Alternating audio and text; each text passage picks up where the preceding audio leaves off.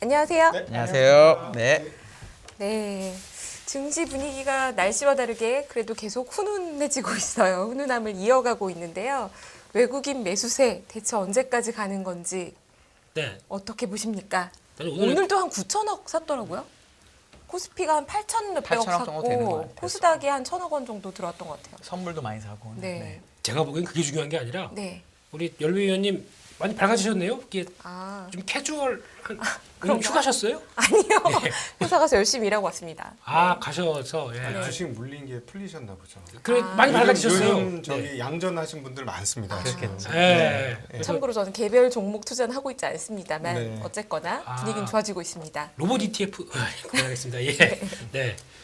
말씀하시죠. 예.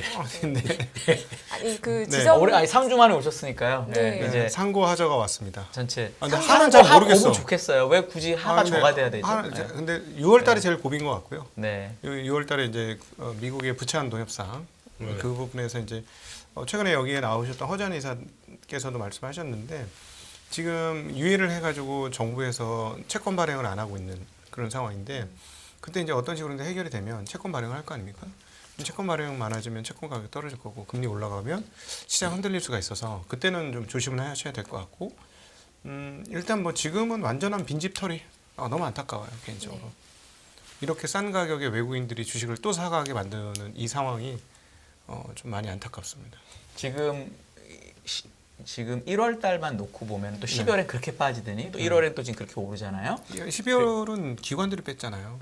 어쨌든 그러니까 지금 네. 11월 올랐다, 12월 빠졌다, 1월 오르고 아까 제가 잠깐 중간에 얘기했지만 빠질 때는 그 다음 달 죽을 것 같고 오를 그렇죠. 때는 그 다음 달 좋을 것 같잖아요. 지금 또 그 다음 달 너무 좋을 것 같은데 제가 보니까 아까 얘기하신 올해 주식 오른 게 한국 시장이 나스닥하고 비슷할 정도로 10% 올랐죠. 나스닥도 거의 10% 올랐고 네. 그 다음에 MSCI 중국이 그보다 조금 더 올랐고 하여튼 엄청나게 많이 올랐어요. 예. 근데도 지금도 아직도 빈집을 털어야 될 정도의 레벨이라고 보세요? 아니면 대충 다 털린 것 같으세요? 일단 뭐 중국 시장 쉬면서부터 더 많이 사잖아요. 네. 그래서 이제 중국하고 연계된 시장이라고 보셔야 될 것 같고 일단 기본적으로 비달러 자산이에요. 예, 외국인들 입장에서는 달러 이제 패대기 치고 달러 못 있겠으니까 딴 걸로 해자 이런 상황인 거고 저도 그 얘기에 동의합니다.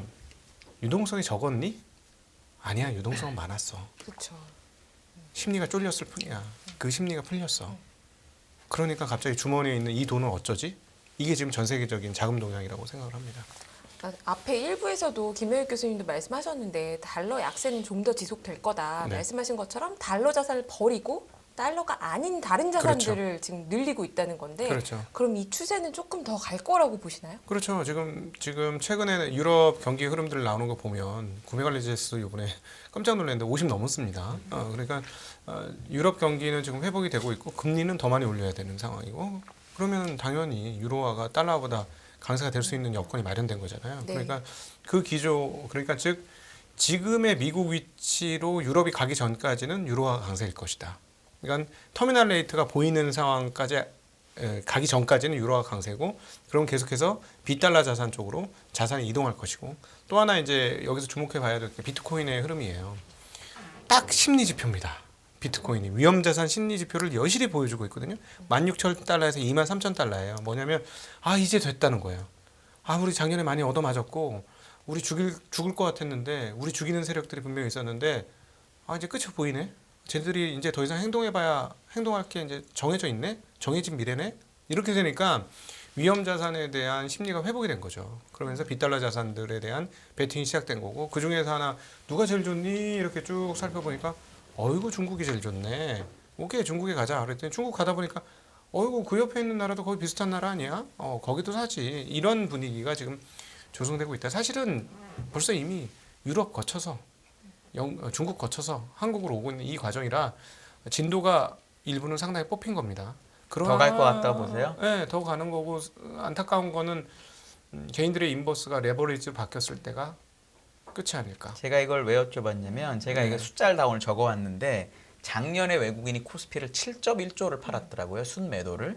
근데 지금 올해만 5.8조 원을 매수했습니다. 근데 역사를 제가 찾아보니까 2015년에 4.4조를 매도했다가 2016년에 10조를 사요, 외국인이. 그리고 17년에 6.3조를 사는데 주식은 17년에 올랐거든요. 제대로 대형 주장이 왔는데 오늘 제가 자동차랑 이제 드디어 LG 엔솔이 오는 걸 보면서 느끼는 게 뭐냐면 이게 그냥 저희 지난주에 자동차 얘기했었던 게 너무 기억이 나는데 그래서 정말 그때 그 지메 대신 오신 안전 팀장께서 정확하게 얘기해 주시고 갔는데 이게 2017년과 같은 대형 주장을 우리가 기대하는 게 맞는 거냐 아니면 2016년 장인 거냐. 그러니까 외국인은 정말 디립다 사는데 장은 못 가고 그게 이제 내년에 시세를 내는 거냐에 대한 게 그냥 이게 순환매인 거냐. 어느 레벨인 것 같으세요 지금? 어느 시기인 것 같으세요 지금 대표님? 상당히 디테일하게 들어가시네요. 이게 너무 궁금하더라고요. 네. 오늘 자동차까지 드디어 오는 걸 보면서 네. 그냥 순환매인 거냐 드디어 대형 주장이 온 건지가 너무 궁금하더라고요. 근데 자동차는 그냥 모르겠습니다. 약간 대기하고 있었던 상황인 것 같고요. 어차피 지금 움직일 거, 소외된 거 움직이는 거 어차피 이렇게 되면 이제 다 돌아갈 겁니다. 못 올라간 것들 더 하다못해 건자재까지 돌아가요 지금. 오늘 네. 포스코도 그러더라고요. 네, 이렇게 되면서 나오는 상황이면은 이게 오늘 실적을 빌미로 해서 움직였지만은 뭐 가야 될 운명이었던 것 같은데 중요한 게 그거 같습니다. 근데 이거를 시기열을 만약에 좀 짧게 뭐 2년 사이로 보게 되면 2020년도부터 고점에서 외국인들이 많이 판 겁니다. 네. 네. 그래서 지금 뭐 무슨 단위가 더 커질 겁니다. 네. 그거 이제 돌아오기 시작하는 건데 이제 외국인들의 바라보는 시각은 저는 지금 입장에서는 그냥 일단 두 개가 다 맞물린 거거든요. 그러니까 중국을 보면서 아까 말씀하셨던 비달러 자산의 환율과 그리고 또 경기 회복에 대한 변화들. 그러니까 미국은과 반대로 다른 쪽에서 회복되기 시작하면서 나오는 변화들이 같이 맞물리다 보니까 이렇게 나오는 거고. 만약에 지금 달러만 꺾였다라고 해서 이제 적정 레벨까지 왔다고 해서 움직이게 됐으면은 제가 보기엔 삼성전자, SK하이닉스 이렇게 안 샀습니다. 그냥 놓고 일단 좀 분위기 보는 정도로 봤는데 이게 돌아가는 기조가 예전에 왜 중국이 리오프닝 돼야 반도체가 올라간다는 얘기 드렸던 네. 적 우리 있지 않습니까? 말씀 많이 하셨죠. 네. 예. 그게 이제 나오면서 시그널로 지금 돌아가는 변화로 바라보는데 또 오늘 ASML에서 실적 발표 혹시 네, 보셨습니까? 어저께 나왔습니다. 네, 그 어젯밤에. 나온 동향 보게 되면 정확하게 그랬거든요. 지금 얘기하는 것 중에서 자신 없는 쪽, 스마트폰, 모바일, PC 이쪽 자신 없다. 이렇게 했고 그 다음에 중요한 게 지금 서버용은 플랫 쪽으로 얘기하더라고요. 근데 하반기에 대한 변화 얘기를 좀 합니다. 게다가 마지막으로는 특이한 거, 신산업 쪽 얘기하지 않습니까? 이쪽은 성장할 것이다. 이 신산업이 뭘까요? 지금 저희가 시장에서 한창 움직였던 이쪽이에요. AI부터 산업별 여파 이런 쪽들이 성장할 것이다. 그래서 우리 반도체 수요가 늘다 보니까 우리 장비는 괜찮다. 이게 결론이거든요. 근데 그 결론 중에서도 또 얘기 나왔던 게 ASML은 일단 노광 장비잖아요. 그러니까 EUV가 있고 DUV가 있습니다. 근데 EUV 쪽은 40% 성장한다고 했습니다. 새거 첨단 공정 하려면 꼭 필요하다 그렇죠. 이거죠. 네. 그리고 TSMC가 덜 샀거든요. 아직. 덜 샀죠. 네. 네, 이게 나오다 보니 전자 많이 샀고. 예. 네. 요게 나온 게 결국에는 같은 뭐 KPX 투자를 한다고 덜 한다고 하더라도 이쪽이 끌고 나간다 그러면 어차피 반도체 회사들이 보는 거는 슈퍼컴퓨터나 아니면 또 고성능의 컴퓨터는 계속 늘어날 수밖에 없기 때문에 이쪽은 계속 투자한다는 관점들이 그대로 이어지면서 시장에 반영되는 과정이거든요. 그러니까 제가 지금 그리고 여기서 앞서 안 좋다고 생각했던 얘기들도 ASML에서 얘기하는 거는 이게 그런데 중국이 리오프닝이 됐었을 때 효과는 아직 모르겠다. 좀 더 긍정적일 수 있다라고 또 언급을 한 걸 보면은 아직 업사이드는 더 열어놨다는 얘기겠죠. 네. 이게 반도체를 의미하는 바가 뭘까요? 그럼 저 2016 같으세요? 2017 같으세요? 10조 사고 결론은 그거예요. 밴드냐 아니면 6조만 사고 오르는 대형주가 완전 2017년 아직도 기억나는 게 네. 사실 오늘 현대차가 자사주 매입 소각하는 걸 보고 제가 딱 느낀 뭐냐면 2017년에 삼성이 뭘 했냐면 물산도 네. 같이 했는데 3년짜리 그 주주환원 정책을 탁 내면서 네. 프리 캐시플로의 50%를 뭐 배당하고 자사주 뭐 이걸 하면서 완전 삼성전자가 이끄는 정말 대형 주장이 왔었거든요. 네. 근데 현대차가 또 그러니까 저는 개인적으로 이게- 그 부분은 금융지주 쪽에 달려 있을 것 같습니다. 현대차 일단 먼저 했으니까. 네. 그래도. 현대차보다 훨씬 더 파괴력이 크죠. 제가 보기에는 금융지주가. 네. 왜냐하면 이번에 주주행동 들어가지 않습니까?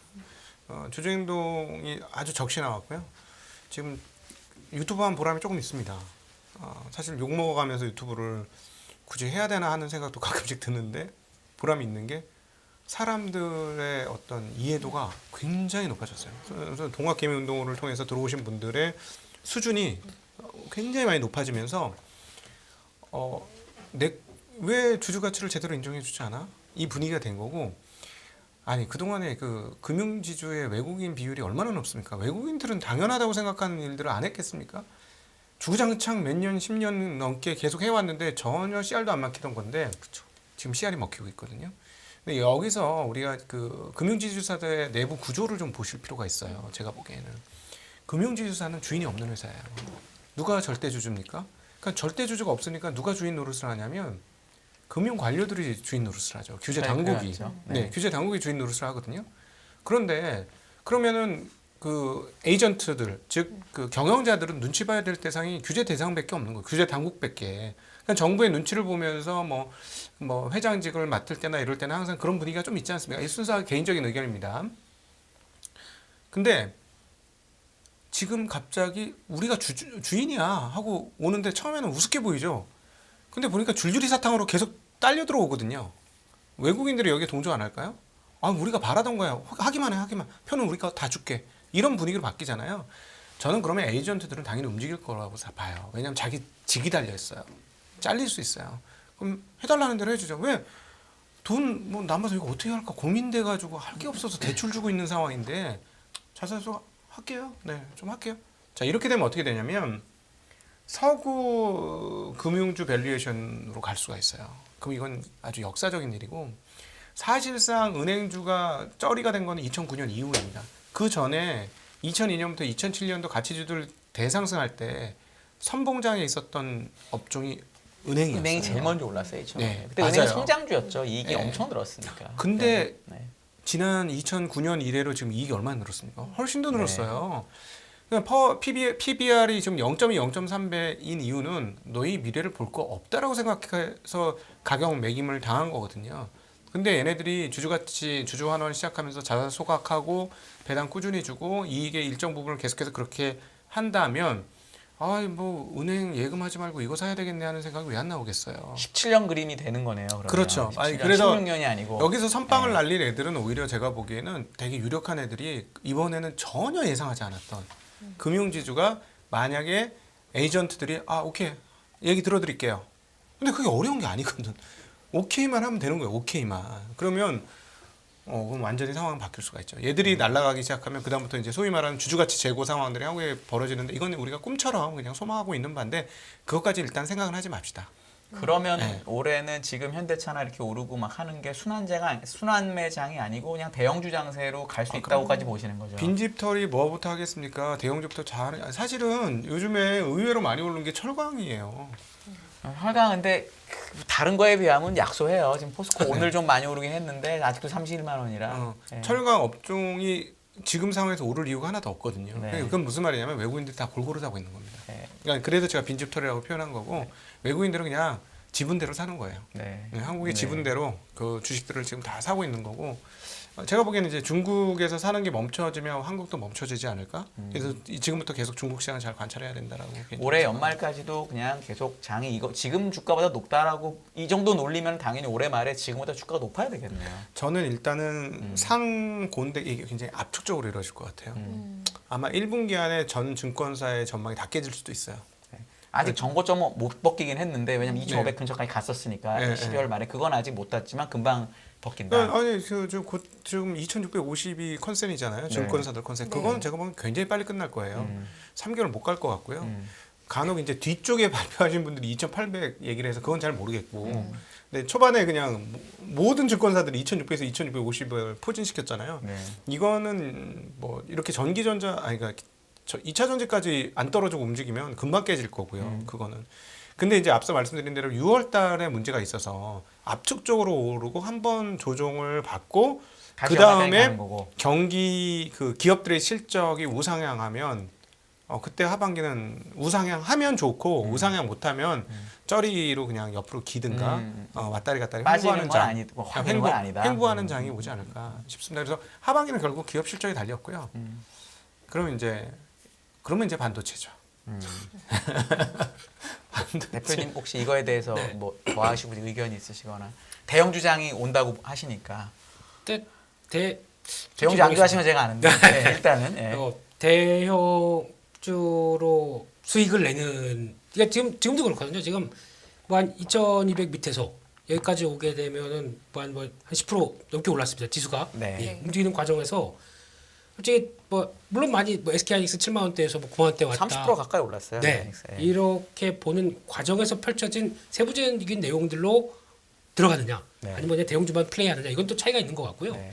근데 결론적으로는 저는 뭐 제가 예측은 잘 안 하고요. 항상 이제 추적하는 스타일이다 보니까. 네. 근데 이게 지금 주가가 많이 오른 게 아니에요. 쉽게 말씀드리면 네. 그냥 그 월봉 보시게 되면 되게 중심선들이 다 여기 걸쳐 있습니다. 네. 2,400, 2,500에. 네. 원래 진짜 솔직히 2,600 깨지기 시작할 때부터가 이제 진짜였었잖아요. 네. 뭐 어떤 마지막 하락에 대해서 네. 나왔던 대표적인 상황들 그리고 이제 돌아가기 시작했다 걸린 게 다 2,500선이에요. 네. 왔다 갔다. 그러니까 결국에는 지금 시장이 와 이번 뭐 이렇게 많이 올라 지수가 1월달 뭐 강세장 돌입하나 막 이렇게 얘기하는데 정확한 표현이 강세장 돌입이 아니라 회복이라고 봐야 되겠죠. 네. 네, 뭐이 정도 박스권이다. 그렇죠. 아직까지는 그렇습니다. 네. 그러면은 이런 장기 지난 6월달부터 깨진 겁니다 이게. 네. 그럼 지금 벌써 한 7개월째 됐는데 7개월의 박스권을 깨지라고 있는 겁니다. 네. 네. 근데 박스권이 밑으로 깨지다가 돌아가는 현상이 나올 수가 있었지만 그거 이제 방어한 거죠. 네. 네. 근데 이게 이제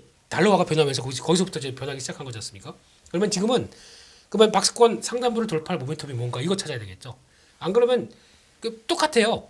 외국인들 들어오다가 멈췄다. 또 멈췄잖아요, 이거. 그러니까 거기서 멈췄다가 살짝 쉬었다 그냥 돌파하느냐. 이 흐름들을 앞으로 살펴보는 게 제일 중요할 것 같고요.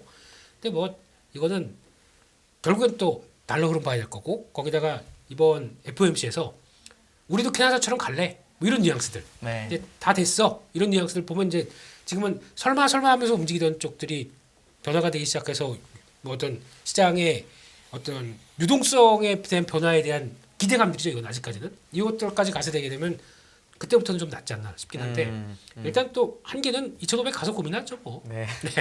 그러니까 저는 그 아까도 보면서 2016년에 외국인이 전 엄청 사던 10조가 네, 크다 네. 보니 지금 벌써 1월에면 5.8조를 샀잖아요. 네. 그러면 또 반대로 말하면 외국인이 살 만큼 산 걸 수도 있겠다는 생각도 사실 조금은 들고 네. 그 다음에 워낙 안 샀고 예를 들어 매물대라는 아까 2,600 얘기하셨으니까 네. 그게 깨지는 게 중요한 레벨이었다면 거기가 매물이 엄청 많을 수도 있어서 그렇죠. 외국인들이 막 사도 그걸 못 돌파하고 좀 오래 기는 시간이 있을지도 모르겠다고 생각을 한 건데 우리 지점장님은 그거보다는 그래도 한 번에 돌파할 수 있다고 보시는 거고 네. 대표님은 좀 박스권일 수도 있겠다라고 얘기를 하시는 거죠. 항상 네. 두들겨 보고 가는 입장이다 보니까 네.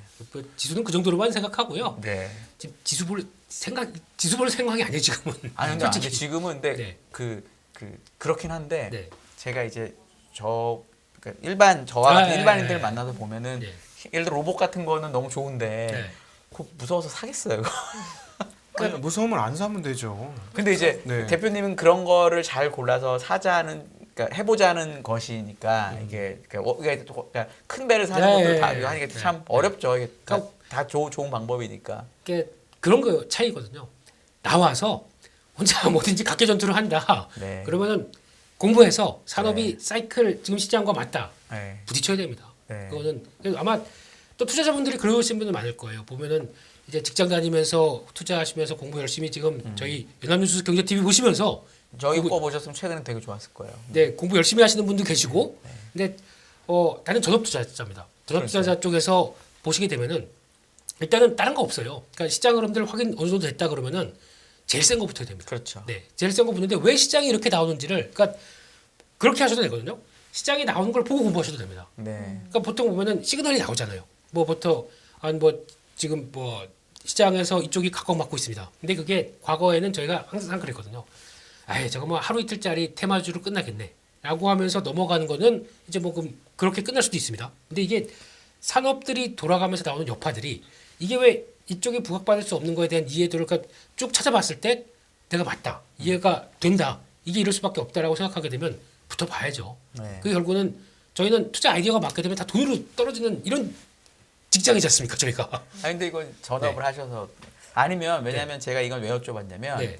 이제 얘기하셨던 로봇 회사 중에 삼성이 투자했던 회사가 올해 엄청나게 올랐습니다. 네. 그거는 뭐 오른 거 팩트니까. 예. 근데 그거와 비슷한 일을 한다고 사람들이 생각하는 기업을 갖고 있는 기업은 네. 오르긴 했지만 훨씬 덜 올랐어요. 그렇죠. 그러면은 공부를 예를 들어 했어요. 이게 많이 올라서 막 했어. 네. 그리고 했는데 이게 업이 될 것 같아요. 네. 이럴 때 내가 1등주를 못 쫓아갔어요. 네. 이럴 때 2등주 해도 되나요? 해도 됩니다. 손해는 안 봐요. 왜냐면 뭐 만약에 이게 뭐 3배가 갔다.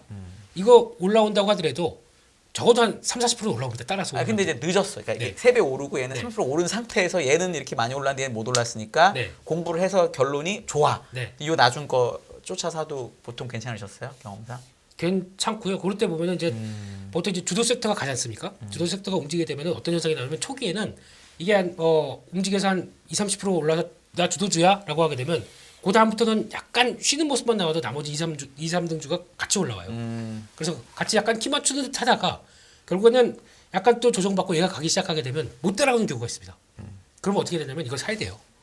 이거 못 따라가는 갖기 때문에. 거를? 네, 이거라도 이거 사야 됩니다. 그게 그 주독 섹터인가 확실히 공부가 됐으면. 네. 그게 나중에 보면 결과 차이가 엄청 크더라고요. 근데 이게 제가 보통 이제 매매를 하는 방법 중에서 주도주를 사라라고 얘기를 하는데 이게 되게 애매해요. 매매하게 되면 뭐 하다 보면은 와 이게 주도주가 된지 내가 어떻게 알아? 주도주인데 오늘 꺾일 수 제가 사고 꺾일 수 있어요 내일부터. 안 그렇- 주도줄 수 있어요. 그렇습니다. 네. 그렇게 위해서는 일단 발을 걸쳐 놔봐야 돼요. 만약에 지금 이게 오늘 만약에 특징주에서 뭐가 나왔다. 하게 되면 이제 항상 생각이 그렇게 하셨으면 좋겠어요. 이게 일단은 첫 번째가 신선해야 됩니다. 신선하고 그리고 거기다가 산업의 여파가 이제 이걸 통해서 어떤 나머지 산업들의 제일 한국은 그런 스타일이 많더라고요. 이거를 통해서 이제 확장되는 개념들. 그러니까 보통 보면은 예전에 P2E 같은 경우도 그랬거든요. 게임 산업이 있습니다. 게임 산업이 있는데 이게 다른 새로운 산업이 접목돼서 뭐가 확장되기 시작하면서 이 레벨들이 더 커지는 모습들 이게 확인되는 거라든가 이번에 AI 같은 경우도 뭐 로봇도 마찬가지겠어요. 로봇도 그냥 나온 게 아니에요. 저희가 무슨 로봇 혼자 걸어가고 그래서 와 그게 멋있다 이걸로 지금 산업이 크는 게 아니거든요. 예. 시작은 항상 기존 산업들에 대해서 인건비 줄이려고 하기 나오기 시작하다가 근데 이걸 통해서 이제 결국에는 뭐 서비스 로봇이 나오기 시작하는 이런 환경들이 조성이 되는 것들은 또 새로운 분야가 또 확장되는 개념이잖아요. AI도 마찬가지고요. AI 다 있었습니다. 지금 그 우리 위원님 쓰시는 핸드폰에 다 있어요 지금 AI가. 네. 네. 챗봇에 다 탑재돼 있습니다. 기본적인 개념들이죠. 내가 뭐 신한은행 치면은 지점 가까운데 어디 있습니다. 이렇게 물어보는 정도. 이건 아주 기본적이잖아요. 근데 그게 아니라 신한은행을 죄송합니다. 아, 괜찮습니다. 네. 네. 신한은행을 쳤는데 그러면은 내가 지금까지 여기서 막 무슨 뭐 예금 찾고 그러다가 신한은행을 검색했어요. 이게 벌써 알아요. 그러면은 신한은행 예금금리는 얼마입니다. 이렇게 나오기 시작하는 거잖아요. 이게 이제 계속 레벨업 되는 과정들이다 보면은 이게 기존에 있는 산업을 계속 배가시켜서 확장시키는 개념들이 나오기 시작한다는 게 가장 핵심이 아닌가 싶은데 네. 그런 걸 공부해서 맞다고 생각하면은 네. 1등주를 놓쳐도 2등주를 사는 게 좋다는 게 결론이시죠. 근데 결국에는 하다 보면은 일정주로 가야 됩니다. 어쨌든 네. 근데 비싸도- 1등주가 보통은 너무 많이 올라 있으면 손이 정말 엄청 안 나가잖아요. 예, 그러니까 사실은. 저는 그랬으면 좋겠어요. 오픈 마인드. 다행히 이건 안 돼라고 생각하기 시작하면 그러니까 주식하시는 분들의 입장이 좀 그렇거든요. 그러니까 주가에 대해서는 보수적으로 보고 움직임에 대해서는 그렇게 생각한다고 하더라도 산업이나 트렌드의 변화에 대해서는 너무 닫으면 안 되더라고요. 그렇게 되면 지나가서 나한테 다가서 나는 안 돼라고 생각했던 것도 좀 꼼꼼히 살펴보고 괜찮으면은 이거를 이 투자로 움직일 수 있는 요 단계로 네. 가는 게 제일 좋지 않나라고 제가 참 겉핥기식으로 얘기해서 죄송합니다. 아니 그래도 예. 이렇게 몇 번 들으시면 그러니까. 네. 아까 우리 지점장님이 FOMC 얘기하셔가지고 네. 다음 주에 이제 음. 31일 1일이 FOMC고 이제 결과는 2월 1일 나올 텐데 지금 시장의 느낌은 뭔 것 같냐면 주말에 그 기자가 네. 무슨 얘기를 하면서 이번에 금리 인상을 조금만 하고 그다음에 금리 인상을 멈출지도 모른다는 기대가 막 생겨서 미국의 10년물 금리가 지금 3.4%거든요. 네. 그러면은 기준금리가 예를 들어 연준이 주장하는 기준금리는 5.25%니까 마이너스 100bp라도 4.25쯤 돼야 10년물이 정상인데 3.4니까 한 3번에서 3번 반의 금리 인하가 올해 된다고 일단 시장은 가정하고 있잖아요. 아닙니다. 아니 분위기가 달라졌어요. 그럼 뭐 어떻게 가정하고 있나요? 채권 시장은 이미 뭐 옛날부터 안 된다고 생각을 하고 자기에 대한 확신이 있는 거고요. 네. 3.5에서 상당히 씨름을 세게 하다가 네. 3.5를 밑으로 깨면서 가격이 올랐죠. 네. 그러니까 금리 인하 반영된 네. 거잖아요. 그렇죠. 네, 네, 그러니까. 네. 네, 금리 인하까지 하겠다고 지금 생각을 하고 3번 정도를 반영 시장에서 한 건데. 이빨 꽉 물고 있는 거고 네. 주식 시장은 사실 한 2주 전까지만 해도 긴가민가 하고 있었어요. 그렇죠. 제가 궁금한 예. 건 뭐냐면 지금 그렇게 반영하고 있잖아요. 네네. 저는 반영했다고 근데 아니라고 하셔서 제가 좀 당황했는데 반영하고 있는데 예, 네네. 금리를 인하를 반영하고 있는 반영하고 건데 있죠. 제가 궁금한 거는 2주 전에 네. 파월 의장이 아니라고 그랬거든요. 아니라고 아니다. 하죠. 네. 그리고 작년에 음. 그 연준 점도표를 낼 때도 아니라고 했는데 네. 이번에 2주 만에 그 말을 바꿔야 될 이유가 도대체 뭐길래 사람들이 그런 기대를 안 할까? 바꿉니다. 연준은 안 바꿀 거예요. 그럼 안 바꾸면 장이 어떻게 될까요? 발언하는 당일만 크게 떨어지겠죠. 당일만. 네, 이제 다 알아요. 그래도 난 크게 네 속 떨어져요? 다 파악했어. 이게 지금 그래서 시장의 왜냐면 분위기인 거예요. 안 믿으니까 오히려 네. 더 세게 나가지 않을까요? 여기서 그러겠죠. 진짜 말을 바꾸면 그렇죠. 이럴 텐데. 근데 3월 이후에 모든 판세가 드러날 건데 네. 어쨌든 25bp 베이비 스텝 2번 갈 거는 지금 가는 건데 심지어 저는 예전에도 한번 이런 말씀 드렸는데 의외로 많이 못 올릴 거다. 왜냐하면 금리를 인하를 안 하려면 멈춰야 된다. 그렇죠. 그게 4.75든 5.0에서 아마 멈춰야 될 것 같다. 지금 왜냐하면 경기는 속락하기 시작했거든요. 그러니까 그 고용 빼고는 모든 게 속락하고 있으니까 지금도 여전히 이제 열려 있는 리스크는 고용에 포커싱 맞춰갖고 연준이 행동하면 이제 오버킬 하는 거예요. 저는 5.25나 5.5면 오버킬 영역에 들어가기 시작한다고 보거든요. 5.25가 어쨌든 점도표상으로는 숫자입니다. 예, 상단이 그렇습니다. 5.25. 알고 있는데 예. 그게 오버킬이 될 수도 있어요. 제가 보니까. 그래서 그거 3월까지 하고 나면 시간이 또 좀 꽤 있잖아요. 5월까지. 네. 아마 그 사이에 45일씩이에요. 항상. 그 사이에 그 인플레이션 떨어지는 게 확연히 눈에 보일 거예요. 그러면 연준이 그다음부터 행동의 제약이 확 될 겁니다. 그 시장은 지금 그거를 다 베팅하고 그거 다 계산 다 넣고 있고 패드워치도 이제는 그걸 완전하게 반영을 하고 있어요. 패드워치는 약간 선물을 네. 역으로 하는 거라서 그거는 약간 순환 참조긴 해요. 저 패드워치 보진 예, 않는데. 맞습니다. 그래서, 저는 패드워치가 심리가 어떻게 형성되는 것만을 위해서 보긴 하는데, 그러니까 네. 그 패드워치를 보면 주식시장의 생각이 먼저 알릴 수 있거든요. 네. 그러니까 주식시장의 생각이 드디어 이렇게 정리가 됐어요. 네. 어, 지금 동결도 좀 있어요. 패드워치는. 그렇죠. 이번에 이거- 다음 주에. 예, 동결이 나오기 1%가 시작했죠. 있어요. 예. 근데 제가 보기에는 이번에 한 번 올리고부터 버벅버벅거리면서 한 번 더 올리고 나면 공간 없어진다는 걸 모두 알고 있고, 근데 그것으로 인해서 혹시 자산 가격이 너무 오르거나 기대 인플레이션을 자극할까봐 말펀치는 계속 세게 할 거예요. 근데 이제는 약간 말펀치가 공허한 메아리가 될 가능성이 좀 있어 보입니다. 인플레이션 확실히 떨어질 거고, 그다음에 경기 지표 다 떨어지는 게 눈에 확실히 보였기 때문에, 그다음 사실은 고용도 시간 문제인 것 같습니다. 왜냐하면 우리가 그동안 10월달 이후에 본 거대 기업들의 고용 상황들은 침체 반영이에요. 지금 수만 명이 잘렸습니다. 미국 시장에서. 그러니까 엊그제만 해도 3M 2,500명, 그 전전날 아마존 이제 1만 8천 명 그 자르기 시작, MS였나요? MS 1만 명 해고, 그 전에도 페이스북 어디 지금 해고를 안 하는 회사들이 없습니다. 네. 거의. 그러니까 이 해고라는 거는 결국 따지고 보면 침체 아닙니까?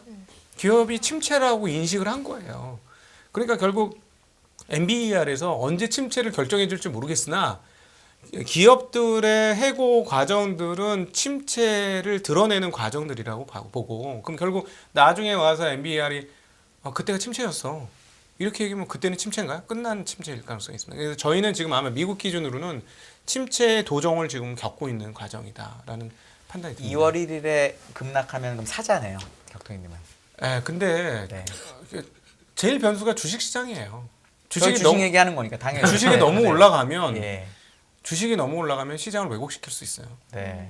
시장이 시장을 왜곡하는 좀 웃기는 지금 미국 형상이죠. 네. 그래서 어쨌든 그날 급락은 나올 수 있지만 그래도 희망을 좀 가지시는 쪽으로. 근데 저희는. 이제 그렇다고 뭐 랠리냐? 그건 또 아니에요. 랠리까지 보지 말자. 2020년 자꾸 상기하는데 아니다. 2020년 장은 아니다 지금. 네. 그리고 이 금리 높은 금리에서 EPS가 늘어나봐야 얼마나 늘어나겠느냐. 네. 지금 4천 정도면은 네. 10년 평균 P 정도 되거든요. 네, 대충 그러니까. 이 정도. 그래서 코스피는 조금 그런- 높고 P가. 그래서 미국 시장은 철저하게 떨어진 주식을 잘 잡으셔야 돼요.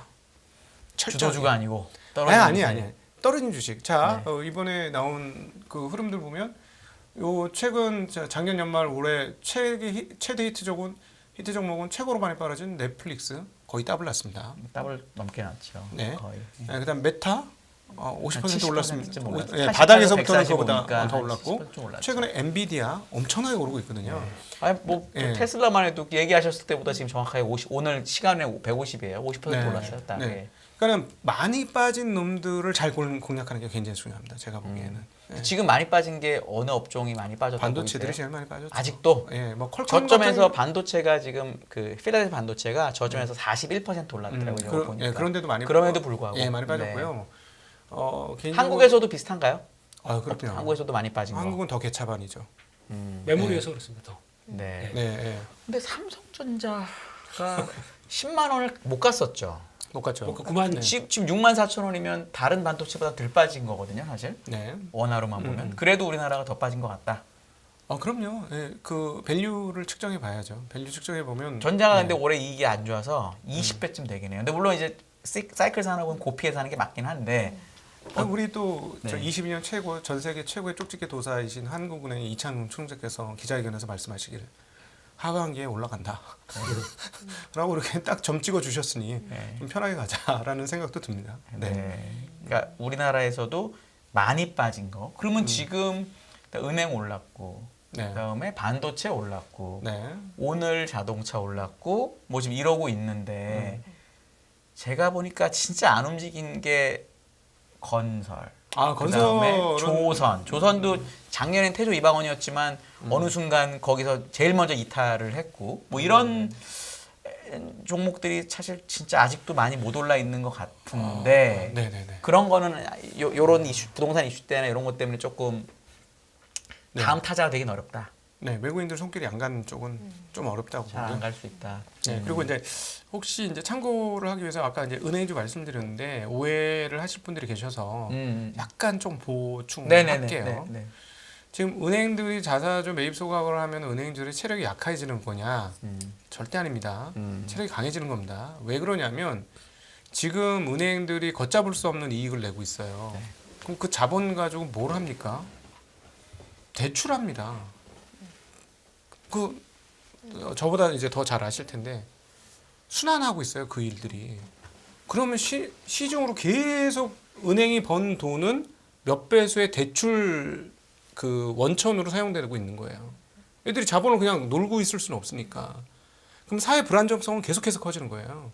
그러니까 얘네들이 수익을 버는 걸 그냥 쟁기이기 시작하면 그게 대출로 전환되기 때문에 그것도 그냥 대출이 아니고 몇 배수짜리 대출로 바뀌는 거잖아요.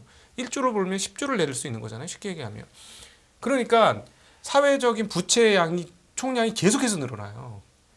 그래서 오히려 지금 여기에서는 은행이 좀 멈춰야 됩니다. 제가 보기에는. 그래서 오히려 은행들이 자본을 늘려서 그걸 대출하는 그런 과정을 끊고 대출을 좀 이젠 줄이고 오히려 주주가치 쪽으로 전환을 하는 게 사회적으로도 지금 굉장히 필요한 근데 상황인 것 지금 같아요. 이제 우리나라 은행들의 비율을 보면은 이제 자본을 많이 쌓았다고 대출을 늘리지는 않고 있고 자본 비율이 계속 올라가요. 그래서요. 자본이 올라가고 이제 그런 상황이고 미국 같은 경우는 예대율이 60%니까 그 자본을 가지고 자사주를 사거나 아니면 이제 미국채를 연락해 사고 있죠. 우리나라도 저는 지금 예대율이 거의 100%에 붙어 있는데 이게 내려갈 수도 있을 것 같은 생각도 요즘 조금 들어요. 만약에 진짜 말씀하신 대로 자사주 안 사면 네. 채권을 막 살지 이럴래나 일본이나 미국처럼 그럴 수도 있을 것 같고 어쨌든 은행이 여전히 싸 보이시는 거죠. 그럼요. 은행 업종이. 그래서 은행은 정말 관심 있게 잘 보자. 십몇 년 만에 변화다. 이건 최근에 급등했음에도 불구하고. 그럼요. 급등해서 불구하고 여전히 싸고 이게 싸긴 그 PBR 멀티플로 바꿀 수 있는 상황이에요. 이거 되게 이거 진짜 한 회사만 주주 행동에 오케이 해주면서 이렇게 반영을 해주면 이거 저는 굉장히 파괴력이 있을 것 같아요. 그러면 모두가 은행을 안 보잖아 아직도. 이런 상황이 왔음에도 안 보잖아. 이런 거는 항상 투자자들 입장에서는 아무도 관심 없는 영역은 관심 있게 보셔야 돼요. 모두가 관심 있게 보는 영역은 먹을 거 없는 영역이고. 그래서 항상 그 투자해서 좋은 결과를 얻으시려면 누가 무엇을 얘기했을 때 주의 깊게 한번 생각해 보시고 머릿속으로 한번 회전을 시켜 보셔야 되거든요. 우리 진 원장님은 그래도 보통 이제 약간은 우리가 얘기하는 그 우리나라 이게 역투자자로 컨트레리안의 뷰가 되게 많으셔가지고 데뷔터 때 봤는데 왜 여쭤보냐면 2004, 5, 6, 7년 사이클 제가 생각해 보면 은행이 먼저 오른 게 맞고요. 은행 실적이 되게 많이 났었거든요. 근데 은행이 오르면 반드시 건설, 조선, 철강이 따라 올랐어요. 시세를 더 내고. 네. 근데 물론 이게 은행 오른 게 너무 짧긴 한데 이번에 하도 사이클이 빠르다 보니까 네. 은행 이번에 이렇게 많이 올랐는데 나머지 따라오른 애들이 못 올랐으면 얘네들이 따라오를 것 같아서 여쭤본 건데 그건 아닌 것 같으신 거죠. 현재까지는 아닌 거죠. 아닌 근데 거. 만약 예를 들어 은행이 그때처럼 그때 몇 년짜리 랠리였잖아요. 은행 한 2년 갔어요. 거의 네. 2007년까지 계속 올랐어요. 근데 2007년 속도 이렇게 꺾이고 그때는 그냥 전설하고 이런 게 날라긴 했었는데 2005년에 제 은행 이거였습니다. 네, 그러니까는 뭐 그냥 선빵을 날리고 있는 6년까지. 거니까 걔네들이 네. 이제 시세를 완전히 내고 나면 그다음 퍼지겠죠. 근데 그건 아직 뭐 분명히 아직 퍼질 예, 때는 퍼질 아니라는 때는 거. 아닌 거죠. 아직은. 네. 그렇다고 봅니다. 대표님 혹시 은행에 대해서는 근데 그때가 네. 제가 기억하는데 전통적으로 한국의 제조업이라고 하는 기반들이 되게 쌌어요. 그렇죠. 네. 건설 피 3배 할 때. 그러니까요. 네. 예, 그런 상황 쪽에서 뭐가 지금도 건설 3배인데. 그거가 좀 차이가 있는 게 있지 않습니까? 예. 같은 그 네. 상황이라고 그때는 하면 또 증익 구간이었고 지금 네. 감익 구간이죠. 네. 아우 역시 위원님 네. 올해 증익할 수 네. 있다고 주장하는 사람도 있더라고요. 예, 어쨌든. 그건 예. 모르겠습니다. 그건 네. 뭐 가봐서 그렇죠. 변화 나올 때 대응하는 게 맞을 네. 것 같고요. 근데 그때 또 하나의 폭발적인 변화 중에 하나가 중국이었습니다. 네. 그러니까 중국이 변화가 되면서 그 한국 제조업 기반에 대한 여러 가지 저평가가 해소되는 구간의 대표적인 상황들이었고요. 이번도 약간 비슷하긴 해요. 근데 과거의 중국의 변화가 이번도 똑같이 이어질 수 있겠느냐 이건 아니거든요. 그러니까 그러면 만약에 이번에 또 경기 회복이 돼서 움직이기 시작해서 와 중국을 바라본다라고 하는 거는 다른 매크로 변수들은 다 그걸 얘기를 할 수 있어요. 한국에 대한 여파는 그때만큼은 나오지 않을 것 같습니다. 그러면 되게 선별적으로 움직일 것 같아요. 그러면 중국이 움직일 때 그러면 당연히 어떤 쪽을 보겠느냐라고 하게 되면 자기네 기업 키우는 쪽이나 자기 산업, 그러니까 자기 급했던 거 끄는 상황 쪽으로 많이 바꾸겠죠. 그럼 거기에 해당되는 게 뭐 타국이나 아니면 뭐 그동안 교육 국가의 중요한 역할을 했던 한국의 역할을 빚진다. 이건 그때와는 좀 많이 다를 것 같아요. 그래서 그게 연결고리는 좀 끊어놓고 보는 게 맞지 않나. 그러니까 은행이 가더라도 네. 그런 거는 없을 거고 네. 은행은 좀 더 갈 것 같으세요? 은행은 관심 되게 많습니다. 하는데 아까 점장님 말씀하셨듯이 동참해야 됩니다. 그 네. 주주 행동에 네, 예, 그렇지, 예, 그건 예, 해야죠. 예. 이번에도 네, 보면은 맞습니다. 근데 관심이 많아졌어요. 좀 상대적으로 이번에 현대차 실적 발표하면서 제가 놀란 것 중에 하나는 네. 이제 바뀌었잖아요. 그러니까 예전에 이런 얘기 드리면 그런데 예. 이제 정의선 회장으로 바뀌면서 마인드가 바뀌었잖아요. 지금 벌써. 네. 네. 이번에 실적 나온 것 중에서 제가 다 예측했습니다. 한 9조 5천억 이 정도 9조 중반대까지 나오는 거 알고 있는데 그 세부 사항 때문에 오늘 제가 보기엔 발표하고 더 뛰더라고요. 한 2%가 더 뛰더라고요. 근데 그 내용 중에 하나가 자사주 소각액이 나왔죠. 거기다가 연간 한 10조 버는 회사가 투자를 10조를 해요. 네. 올해 10조 투자한다고 했지 않습니까? 네. 그러면 이게 지금 예전에 정의선 회장이 얘기했던 게 그거지 않습니까? 이게 자동차는 우리가 자동차 회사가 아니다. 모빌리티 회사다라고 얘기했지 네. 않습니까? 거기에 따라갈 수 있게 여러 가지 투자를 한다는 얘기는 번거 일단 투자한다. 이거는 성장 개념으로 봤을 때는 앞으로 기대는 되는 거죠. 근데 거기다가 이번에 배당 6천 원 한다고 그랬거든요. 이거에 대한 재원은 환율 효과. 이거 나온 거를 대부분 그쪽으로 쓰게 그러니까 일시적인 거니까 고배당 그냥 때리겠다는 얘기. 이거 주주가치 쪽으로 가는 거죠. 6천 원이 고배당이요? 3.3%밖에 안 되던데 시가배당률이. 4%대 넘는데 네. 중요한 거는 우선주는 안 되던데. 우선주는요? 우선주는 다 높죠. 우선주는 당연히 높고. 근데 저는 대기업 그러니까 아까 잠깐 말씀하신 것 중에서 예전에 2005년도 6년도 그때 우선주를 제일 많이 봤거든요. 네. 네. 이번에도 만약에 삼성전자 움직인다고 하게 되면 삼성전자 우선주 뭐 우선 차이가 너무 안 나요 삼성전자는. 아니 안 나는데 네. 나중에 이제 만약 가속 구간이 나오잖아요. 더 많이 갑니다. 항상 그랬었어요. 그리고 또 이번에 뭐 SK 하이닉스 만약에 못 샀어 막 그러면은 차라리 SK 스퀘어를 보내드리는 이런 약간 비주류적인 입장이거든요. 제가. 그러니까 네. 어쨌든 모멘텀 투자식 모멘텀 투자를 했는데 1등을 네. 못 잡으면 그 다음 것도 괜찮다 이거잖아요. 그죠? 괜찮은데 결국은 가야 됩니다. 예. 1등으로 가야 되는 게 맞고요. 예. 근데 무슨 얘기가 여기까지 나왔는지 모르겠는데 자동차. 격차만 조금 줄이자는 거지. 결국은 1등으로 가자는 열등은 거지만 아까도 결국- 계속 은행 얘기하다가 네, 은행 맞죠, 좋아진다 맞죠. 거기 여쭤봤을 때. 네. 결국은 그렇게 가는 게 맞는 것 같은데 그러면 이제 은행 아까 점장님 말씀하셨듯이 우리나라 은행의 특성이 있어요. 그러니까 금융지주의 특성이 있어요. 은행이 차지하는 비중이 과거보다 이제 많이 떨어졌어요. 금융지주 안에서 다른 게 같이 다 있거든요. 그러면은 이제 만약에 은행들이 예전에 만약에 은행주가 갔는데 뭐 나머지 뭐 건설, 조선 이런 게 가는 것보다 금융주가 움직일 것 같아요. 차라리. 뭐 증권, 보험, 네. 뭐 이런 거. 이것도 네. 안 비싸거든요, 이것들이. 네. 그러면 은행이 그렇게 가서 했는데 그러면 이제 그 다음에 우리도 금융주인데 우리 밸류 봐라 이거 갖고 말이 되겠느냐? 네. 그러면 차라리 저는 만약에 2등주, 3등주가 움직인 2등 섹터, 3등 섹터가 움직이면은 그런 게 더 동참할 것 같아요. 그래서 그러면서 이제 금융지주의 이제 일본어 쓸 뻔했어요. 바운더리를 네, 더 공고히해서 가는 게 맞지 않나. 아, 그 무슨 일본어인지 제가 딱 네, 모르겠어요. 거기까지. 네. 니은으로 시작하는. 아, 예, 네, 예. 네. 네. 저는 이제 꿈을 꾸고 있는 게 최근에 있는 게 뭐냐면 이 꿈은 좀 같이 전파를 하고 나누었으면 좋겠어서 계속 얘기를 하는데 대주주의 시대가 가고 주주의 시대가 오는가. 제발 그래야 될 것 같아요. 네, 한국이 제발. 지금 그 사실은 우리 김민수 대표님이 여기 계신 분들이 헌신했기 때문에 저는 가능했다고 보는데 이 유튜브 보면서 진짜 많이 아시게 됐잖아요. 아, 그럼요. 이 네. 주주 가치에 대해서도 아시게 됐고 그러니까 뭘 알았냐면 왜 니들만 먹어? 맞아요. 대주주 왜 니들이 상장을 하지 말았어야지. 네. 그렇게 할 거면 아니 자식하고 알아서 하든가. 비상장 냅두면 누가 뭐라고 그래. 그래요? 네. 상장을 했으면 우리 돈을 갖고 갔으면 대가를 해야지. 네. 먹튀하네? 이런 네. 분위기가 지금 아주 인식이 됐잖아요. 그렇죠. 공유가 됐지 않습니까? 그러니까 이 정의선 사장도 사회 ESG 입장에서 보면 사회적 기여를 해야 되는 기업의 입장에서 보면 지금의 어떤 사회적인 그 문법이 그런 쪽으로 흘러가고 있다라는 감을 잡은 게 아닌가 싶어요. 젊은 CEO니까. 그러니까 그 자사주 매입 소각을 하겠다고 네. 했고 지금 자사주 매입 소각이 점점 자주 들리기 시작하거든요. 네. 옛날에 자사주 매입만 했습니다. 맞아요. 고점에 팔아먹어. 네.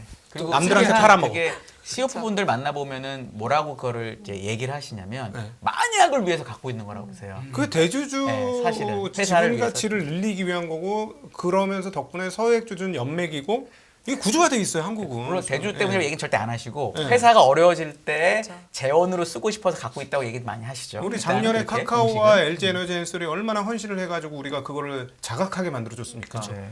욕 나오는 욕지거리 나오는 상황을 만들어 주었잖아요. 그래서 이제 주주의 시대가 와야 된다. 근데 이게 주주의 시대가 오면 코리아 디스카운트 싹 해소돼요. 왜 우리나라는 PR이 항상 10배에서 14배여야 돼요? 제가 보기엔 미국처럼 16배, 17배 못 가나요? 갈 수 있어요. 근데 아니 니들의 회사지 내 회사가 아니잖아. 이런 상황이니까 에라 더러워서 못 해먹겠네. 외국인들이 왜 이렇게 철수를 했겠습니까? 에라 더러워서 못 해먹겠네. 그렇게 얘기를 해도 안 먹히니까. 근데 지금 이 분위기가 바뀌는 게 이제 이 유튜브나 이런 것들을 통해서 많이 훈련되신 분들이 야 이거는 너희들 좀 상식적으로 말이 안 되는 거잖아 라는 생각을 했고 이게 이제 일반적인 컨센이 되고 일반적인 상식이 되면 이제 겁나서 큰 회사들보다 그렇게 못할 겁니다. 그렇죠. 예, 겁나서 사람 눈이 무서워서 그러면 이제 세상이 바뀌는 거죠. 이게 제가 걱정이라기보다는 이제 그냥 두 분께도 여쭤보고 싶은 게 우리나라가 이제 정말로 아무리 어려워도 배당하고 자사주를 안 멈춘 게 삼성전자 최초거든요. 2017년 이후에는 그 3년을 지켜서. 근데 이제 코로나 때 많은 대기업들이 분기 배당을 중단하거나 약속을 깼던 경우가 되게 많아요. 근데 이제 그러다 다시 지금 좋아지니까 하는 건데 만약에 다음에 뭔가 나쁜 사이클이 왔을 때도 최소한 어느 정도의 주주환원을 예를 들어 미국이랑 비교한 건 너무 말이 안 거기는 달러를 쓰니까 엑소모빌처럼 빚을 내서까지 막 그렇죠. 뭐 이러진 않겠죠. 그건 뭐 말이 안 되는데 조금 어려워졌다고 해서 주주환원이 후순위로 막 밀리는 그런 일이 또 발생할 거냐 아니면 이제는 그래도 좀 바뀌었으니까 뭐 대출에서는 말이 안 되고 여유가 있다면 다른 데선 조금 줄이더라도 주주환원을 유지를 해주는 쪽으로 갈 거냐 이것도 전 되게 예를 들어 은행이든 뭐든 중요할 것 같은데 네. 그거는 혹시 느낌상 어떨 것 같아요? 이거 완전 느낌의 문제인데 저보다도 더 주식 오래 보셨으니까 안 할걸요. 아직까지는. 그렇게는 어렵다. 제가 많이 점장님 말씀처럼 바뀌어가고는 과정이에요. 음. 근데 그런 사이클이 나왔다 그러면은 어차피 지금 이외에서 아직까지 관념이 그래도 CEO 누구야? 나야. 내가 왜 CEO가 돼 있어? 대주주 물량 이거랑 연관된 내가 있다고 하게 되면 이거는 아마 어려울 때는 뭐 또 그거 나올 거예요. 자사주 주가도 그렇고 해서 이어 자금으로 뭐 자사주 매입을 한다고 하더라도 비상 상황에 뭐 이런 것 정도 배당을 갑자기 중단할 수도 있고. 네. 그러다가 네. 호시절이 오게 되면 다시 그거 샀던 거 소각 그때 뭐 할 수도 있겠죠. 근데 네. 그 되게 아까울 것 같습니다. 왜냐면 벌었는데. 자기 얼마인데 이거 이러면서. 예. 근데 그거를 직접적으로 CEO 자체가 주식을 매입 그 뭐라고 정의선 회장이 주식 매입 단가가 10만 원대예요. 2020년에 네. 많이 샀죠. 그때 많이 샀죠. 아주 좋은 시그널이었죠. 네. 그때는 거는. 그리고 매각한다는 얘기 안 나오다 보니까 갖고 있는 거죠. 네. 그만큼 그런 어떤 솔선수범에서 나오는 이런 자세도 괜찮습니다. 다 좋은데 중요한 거는 이런 걸 가지고 이제 어려웠을 때 그걸 그대로 지켜갈 수 있느냐 이거는 아직은 자신이 없습니다. 경험상. 네, 한국 기업의 특성으로 봤을 때는 또 어려우면은 우리가 남이가 이거 나오기 시작하잖아요. 좀 받아오 이렇게 나올 수 있기 때문에 그것까지 만약에 된다 그러면 아마 저희가 지수가 4, 5천대 얘기 같아요, 솔직히. 더 많이 갈 수도 네, 있겠죠. 주주가치 그거 바뀐 그런 상황에서. 그래서 저는 뭐 희망적 예언을 한번 해보면 다음 네. 대통령 선거에서는 주주 관련된 이야기들이 더 많이 나올지 않겠는가? 음. 사실은 지난번 대선에서 우리 투자자 입장에서는 굉장히 고무적이었던 게 주식 투자 관련 대담이 있었잖아요. 네, 그렇죠. 예, 아마 예. 다음번 대선에는 우리 연합인포맥스에서 하지 않겠습니까? 아유, 네. 네. 사회 보실 겁니다. 예, 아이, 그래서 네, 충분히 그런 거로 예상을 하는데 이게 천지개벽한 일 아닙니까? 네, 저 맞습니다. 우리나라 나고 처음 봤어요 그런 거. 네. 자 그러면 그때는 이제 막 사람들이 주식시장에 들어왔을 때고, 자 이번에는 이미 진입을 해서 한번 상가 하를 다 맛본 상황이고, 다 뼈를 한 번씩 맞은 상황이잖아요. 제가 보기엔 다음번 대선 때는 이 주주 관련 이야기가 더 나올 수 있을 것 같고요. 상법 개정 얘기가 슬며시 나올 가능성도 있어 보입니다. 나왔었죠 잠깐. 예. 네. 만약에 그래서 상법 개정되면 이거는 뭐 굉장히 확실한 디스카운트 해소죠 한국에서. 네. 상법 개정이라 하면 회사의 최고 의결 기관인 이사회가 지금 한국의 상법으로는 회사를 위해서 일하게 되어 있는데 거기에다가 추가적인 문구 주주를 위해서도 일한다라는 문구가 들어간다면 주주 자본주의가 한국에 이제 도래하기 시작하는 것이 되는 소송 거죠. 엄청 나오겠네요, 그러면. 그럼요. 네. 금융의 시대가 되기 시작한 자본의 시대가 되기 시작하는 거죠 한국에서. 네. 근데 이제 그렇게 얘기하시는 분도 있어요. 이제 그거는 이제 완전 주식의 관점이고 반대로 이제 우리나라는 아직은 투자가 필요하고 그리고 미국과는 다르게 산업 구조가 다르다 보니까 개인들의 돈이 시장에 유입되는 게 필요하니까 그것 미국식 자본주의와 한국식 자본주의의 어느 정도 균형을 찾아야 되고 누가 그래요? 그런 얘기가 데리고 오세요. 데리고 무슨 오는데 미친 소리를 하고 있어. 언론 같은 데서 기자들이 많이 쓰니까 그 기자들이 말도 안 많이 되는 써요. 소리를 네, 격해지셨어요. 화가 나네. 네. 네. 이런 것도 있어요. 왜 제가 멍청이 같은 얘기가 그 말이 안 되는 얘기가 왜 말이 안 되냐면 주주 자본주의가 활성화되려면 시장이 활성화돼야 주주 자본주의가 활성화되고 그럼 돈이 더 들어오는 거예요.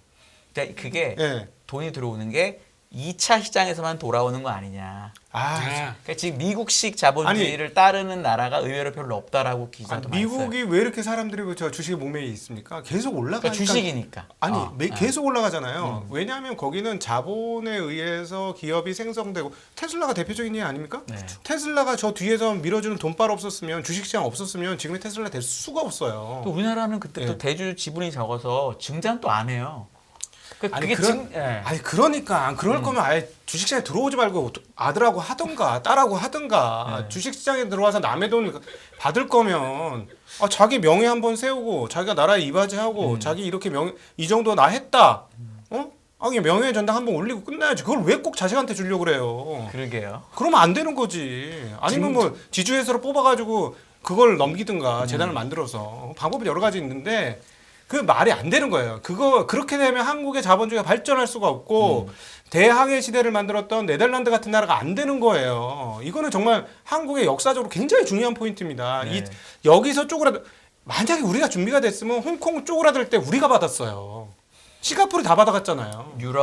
유럽이나 일본이나 다른 모든 지역을 봐도 미국만큼의 주주 자본주의가 된 나라가 없거든요. 그렇죠. 네. 네. 근데 우리가 미국을 꼭 따라가야 되느냐 언론 기사에 뭐 이런 거다. 외국인 지분율이 높으니까 배당을 많이 하거나 자사주 매입 소각을 하면 외국인한테 돈이 이게 단골 레파토리거든요. 이거에 대해서는 얘기를 좀 해주세요. 미친 어떻게 소리지. 반박. 우리는 그러면 테슬라 사가지고 주식 돈 벌면 됩니까 안 됩니까? 그 논리면 인텔 사서 돈 벌면 돼요 안 돼요? 안 되지 그 논리면. 우리가 해외 주식 사서 돈 벌면 왜 안 돼요? 그러면 우리 것도 와서 하고 우리도 가서 하고 우리의 자본이 힘이 세지면 우리가 허브가 되면서 돈이 더 들어와요. 그럼 우리가 유동성 장세가 뭐예요? 돈이 많이 들어오니까 주식시장이 올라가고 자산시장이 올라가는 거잖아요. 유동성의 총량이 어떻게 돼야 자본시장이 결정되는 거는 우리가 이미 경험했지 않습니까? 2020년에? 결국 자본의 문을 열어서 자본이 많이 들어오게 하는 게 우리 모두한테 좋은 일이에요. 그리고 기업도 자금 조달이 더 쉬워지지. 2020년에 유동성 넘칠 때 얼마나 많은 스타트업들이 일어났습니까? 그 얘기를 그쵸? 그 기사에서 쓰는 그러니까 항상 배당 많이 할 때 나오는 얘기가 1번이에요. 그렇죠. 외국인한테 배당 많이 준다. 외환 그거를 유출 뭐 외환 이런 유출 거. 예. 그거에 대한 명확한 반박이 뭐가 있을까요? 명확하게 만약 한다면 반박이 있다면 아니, 그게 옳지 않다고 생각한다면. 예. 막 그러면 외국인들이 돈 벌어가는 게 배 아프다는 얘기예요? 지금 신문에 맨날 그러니까 배당 얘기 나올 때 단골 아니 그런지 그 약소국 마인드로 살아가니까 한국이 더 발전을 못하는 거예요. 우리도 남의 거 갖고 오고 아니 금융이 발전하면은 맨날 털립니까? 우리가 아니 미국 애들 우리보다 머리 좋아요? 제가 보니까 미국에서 잘 나간다는 뭐 주식 분석가들 얘기 들어보니까 뭐 내용 별로 없더만요. 아 이거 가지고 그렇게 돈 많이 벌어? 나 어이가 없어 저는. 우리나라는 인적 자원이 최고의 자원이에요. 이 인적 자원을 금융에서 키워야 돼요. 그러면 한국에서 그 전사들이 나오면 세계를 돌아다니면서 금융시장 휩쓸 수 있어요. 반도체 휩쓴 것처럼 왜 못 휩습니까? 이거 제가 보면 더 쉬워요. 할 수 있는데 지금 그게 아예 막혀 있잖아. 왜? 몇몇 사람들이 짬짬이로 그 구조를 짜가지고 자기만 더 먹겠다는 이 구조. 아 시장 파이 키워서 먹을 생각을 해야지. 난 너무 답답한 게 최근에 넷플릭스가 돈을 번데 OTT 그런 얘기 나와. 맞아. 이런 멍충이들아. 넷플릭스가 들어왔으니까 창작하고 싶은 사람들이 의욕이 빵빵 터지면서 영화들이 계속 만들어지는 요즘 만들어지는 OTT 보세요. 얼마나 훌륭합니까? 그죠? 이 넷플릭스 없었으면 이게 됐겠어요? 근데 이러다 보면 여기에 자본이 더 들어오고 그럼 메이커 중에서 훨씬 큰 그 OTT 만드는 메이커들이 만들어지고 그러면 세계적인 메이커들이 만들어지는 거예요. 지금은 디즈니나 넷플릭스 뭐 여기 저 구멍가게 애들 한번 해봐. 어이구 제법인데 이러지만 얘네들이 2배, 3배, 5배, 10배 크면 저희 거 좀 부탁드릴게요. 이번에 저희 거 디즈니 가지 마시고 저희하고 하셔야죠. 안 될 것 같습니까? 됩니다. 이게 왜 안 됩니까? 그러니까 이 시장을 좀 크게 보고 키워서 같이 클 생각을 해야지 내 것만 챙긴다. 이거는 제가 보기엔 섬나라 근성이에요. 일본인들이 하는 거 죄송합니다. 실수. 이 언론관이 계속 유지되면 네. 기업들이 할 수 있을까요? 어떤 언론관? 그러니까 제가 아까 얘기 드렸던 식의 언론관이 남아 있으면 그러니까 기업들이 할 수 개미들이 있을까요? 일어나야지. 어떻게 일어나면 좋을까요? 어떻게 영향을 주면 우리 좋을까요? 너희 권리가 최고가 아니다. 왜 회사를 파는데 네 것만 팔어 내 것도 같이 팔아야지. 네가 더블 받으면 나도 더블 받게 해주고 외국인 주주랑 같이 그게 제일 좋은 방법인가요? 당연하죠. 아니 사실은 그 인수한 회사들도 지금 승자의 저주 빵빵 당하지 않습니까? 한생 같은 거 그렇게 비싸게 사가지고 그렇죠. 대주주 지분 엄청나게 비싸게 사가지고 만약에 소액주주 지분까지 다 똑같이 샀으면 그렇게 세게 지르지 못할 수도 있어요. 그러니까 아니 상장을 해놓고 대주주만 먹튀한다는 게 건전한 윤리의식인가요? 도덕성으로 이게 맞는 얘기예요? 안 맞는 얘기예요. 이런 잘못된 걸 가지고 옳다고 주장하지 말자는 거예요. 저는. 그러면 죄송합니다. 실질적으로 너무 흥분돼가지고. 아니에요. 너무 좋고. 근데 실질적으로 그러면 우리 보시는 시청자분들이 뭘 해주시면 이게 될 것 같아요. 그러니까 지금 언론이나 이런 게 막 되게 레이어가 많은데 뭐 해주면 제일 좋을 것 같으세요, 대표님? 연합뉴스 경제 TV. 보는 건 당연하고 지금 보는 건 시청자 당연하고. 채팅창이요. 제가 인포맥스 라이브 거의 근 2년이 다 돼가는데 네. 가장 빠른 속도로 올라가면서 댓글이 달리고 있는데요. 네. 각도기님 응원 댓글이 어마무시하게 달리고 응원 있어요. 댓글은 좋고 실질적으로 이런 막 언론 이런 데를 이렇게 이겨내기 뜨거운 위해서 반응은 저도 처음 보는데요. 그래서 실제로 주주 행동을 어떤 걸 하면 변화가 올 거라고 생각하시나요? 개인 예를 들어 주주분들이. 지금 은행주 갖고 계신 분들은 이번에 주주 행동주의 얼라이언스 파트너스 막 이렇게 하잖아요. 적극적으로 지지해 주셔야 돼요. 다 그래서 의결권을 그럼요. 위임하는 의결권 위임하시고 하셔야 돼요. 그러면 제가 은행 구조는 아까 말씀드린 다시 한번 말씀드리지만 주인이 없으니까 자기가 주인 노릇 하거든요. 주인이 나타나면 꼼짝만 합니다. 절대적으로 그렇게 돼 있는 구조예요. 이게 내가 잘리게 생겼는데 다 들어주지. 이 좋은 직을 내가 왜 버리겠어. 그러면 주인 비슷한 오케이 다 맞춰드릴게요. 이렇게 되는 거예요. 그러면 사람들이 주주 무서운 줄 알아요. 소액 주주 무서운 줄 알고. 이런 건 어때요? 뭐 국회의원들한테 연락을 자주 해본다든지 뭐 기자들한테도 왜냐하면 어쨌든 우리나라의 중요한 정책을 결정하는 거는 이제 그런 사람들이 하는 거니까 그런 것도 효과 있을까요, 대표님? 있죠. 있는데 솔직히 다 어떤 가야 될 방향 저희가 다 압니다. 네. 근데 누가 촉대를 여기는 방향, 매냐- 그래서 네. 총대, 네. 실제. 누가 촉대를 매냐 문제인데 네. 자, 이번 촉대를 맬 때 이 사람이 촉대를 맬 수 있을 만한 어차피 다 금융이다 보니까 이쪽에 대한 그게 있어야 되겠죠. 베니핏? 그게 이제 그러니까. 만약에 이제 이번에 뭐 나왔던 뭐 KGCI나 온라인 파트너스나 모두 다 뭐 이번에 SM도 마찬가지예요. 네. SM도 성공한 케이스지 않습니까? 이렇게 되기 시작하게 되면 영향력을 발휘한다는 얘기거든요. 그러면 이게 결론을 내서 그렇게 바뀌니까 긍정적으로 나와. 그래서 내가 주가로도 내가 투자한 것들이 이득이 나와. 그러면 이게 점점 더 커지겠죠.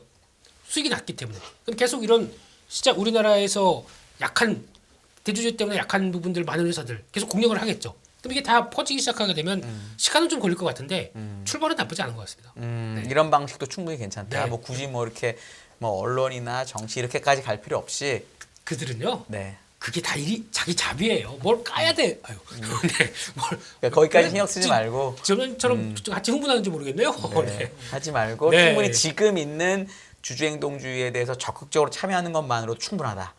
예전에 일단은. 저희가 많이 경험했지 않습니까? 이게 원래 시작은 외국계에서 시작했었어요. 외국계 펀드에서 나오고 예전에 소버린 사태 아시지 않습니까? SK. 네. 네. 그게 먼저 출발해서 네. 이게 변한 걸 알고 있다 보니까 근데 그거는 결국에는 나중에 듣고 봤더니 대주주도 좋고 다 좋더라. 뭐 이런 쪽으로는 별로 20년 더 된 얘기죠. 그렇죠. 네. 나가기 시작했던 이런 상황들인데 결론 이게 좀 적정 가치를 찾아보자. 아유, 흥분하면 안 되죠. 예, 저라도 자제하겠습니다. 예, 이런 상황으로 가는 변화들은 나쁜 거 아니죠. 근데 제가 보기엔 시간이 조금 걸리는데 저희가 많이 자각하고 있는 만큼 금방 스며들면 레벨업 되겠다 이렇게 생각은 하고 있어. 화이팅! 이상입니다. 네. 네. 열띤 열띤 논의 속에 주식시장 얘기 좀 더 여쭤봐야 되는데 차마 다 여쭙지 못했어요. 네. 시간이 많이 남지 않아서 강동희님 지지하시는 분들께 마지막 한 말씀 해주시고 네. 마무리하는 걸로 해야 될 것 같아요. 네, 제가 오늘 흥분해서 너무 죄송하고 격한 막 욕지거리 비슷한 게 막 나가서 너무 아니, 방송 근데 사고가 욕은 된것 같아서 없었습니다. 욕은 없었습니다. 너무 네. 죄송하고요. 그럼에도 불구하고 내 몫은 이제 내가 찾아야 되는 시대가 왔습니다. 예, 그래야 우리가 같이 우리의 미래가 있고 우리의 노후가 있습니다. 이거는 시대를 바꿔야 합니다. 그러면 우리가 이 과실을 모두가 같이 누릴 수 있으니까 꼭 그렇게 되면 좋겠습니다. 네. 20초. 대표님 다음 주 시장 대응 20초.